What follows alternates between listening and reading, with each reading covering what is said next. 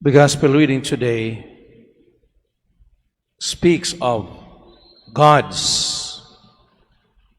design for marriage between man and woman.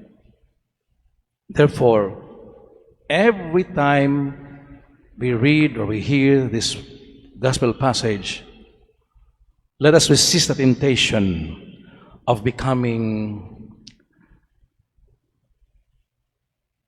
philosophers and lawyers and experts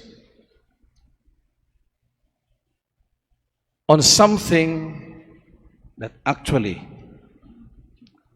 wag gid untay taong manghilabot, namely God's plan.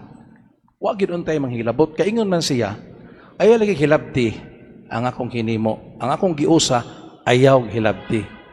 Therefore, when we speak of marriage, when we remember that God spoke of marriage because He instituted it, let us always remember that God is love. Therefore, speaking of marriage, God speaks of love. Mao dyan ni atong timan-an, ailan na mga eksperimento, mga cases, mga inana, kay sa ato na nga pagpanghilabot. The original idea is this: God willed that marriage should be between man and woman.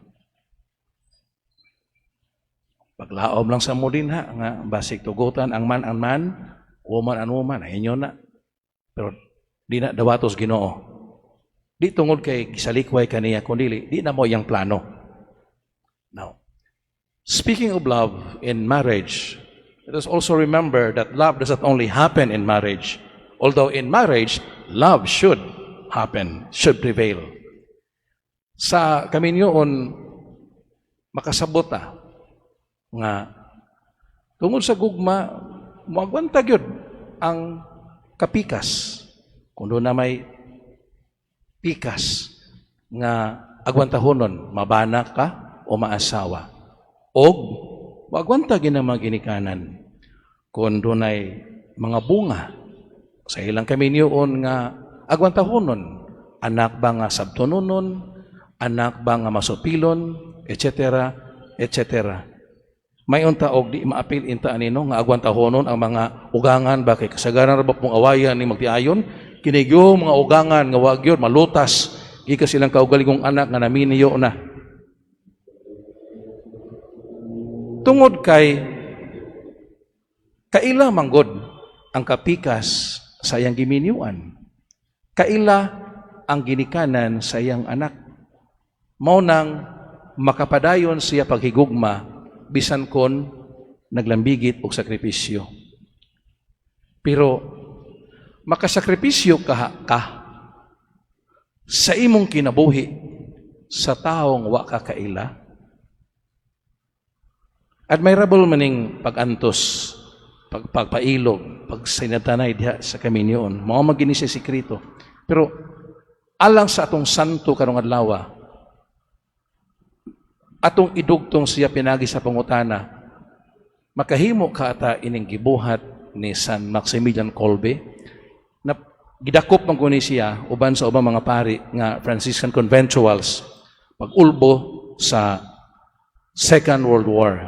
Sa iyang nasod sa Poland, nagsugo to 1939, 2 years after gipangdakop ni sila. Gibutang ni sila sa concentration camp sa Auschwitz. Didto sa concentration camp, mawa ang imuhang identity. Numero na lang ka. Di mo tugutan nga magtawganay o mag-ilhanay sa ngalan. Numero na lang ka. Usa niya na kahigayon, laktaw ta, no, sa istorya. May ni iskapo nga piniriso. Agi og kastigo sa tanan, miingon ang warden nga polo kabuok ninyo.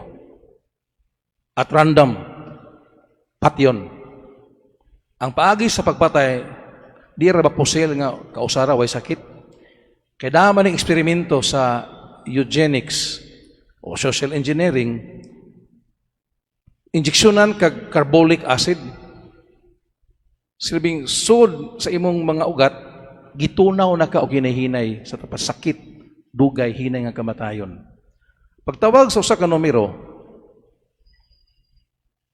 nauknol ang warden kay dihay usa sa linya nga may voluntaryo, siya'y mupuli sa lugar ni anang numero nga gitawag.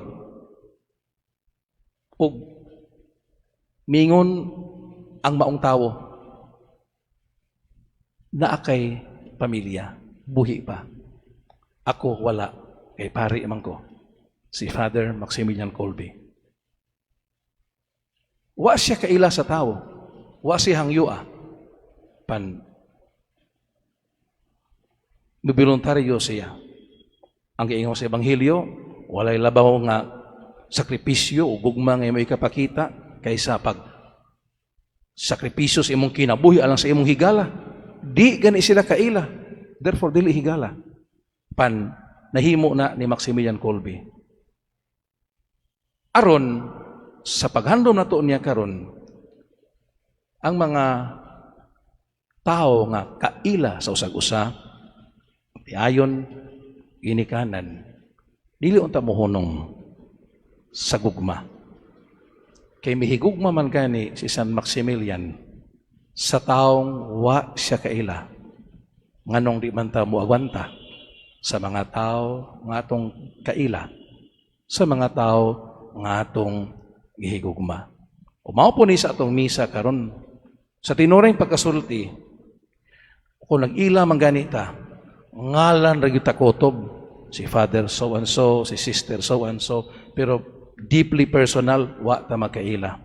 Apan tungod kay gipakitaan kita o gihimplo sa santo karong adlaw, ingon ni ana kabililhon sa Kristohanong pagtuo ang pagpaningkamot kamagbansay bisan kun lisod, bisan kun hapit na mahimong imposible, ang gugma magisugo kanato sa Dios tungod kay sa mga pulong pa ni San Maximiliano, ang kayugot makaguba, ang gugmara maoy makaayo.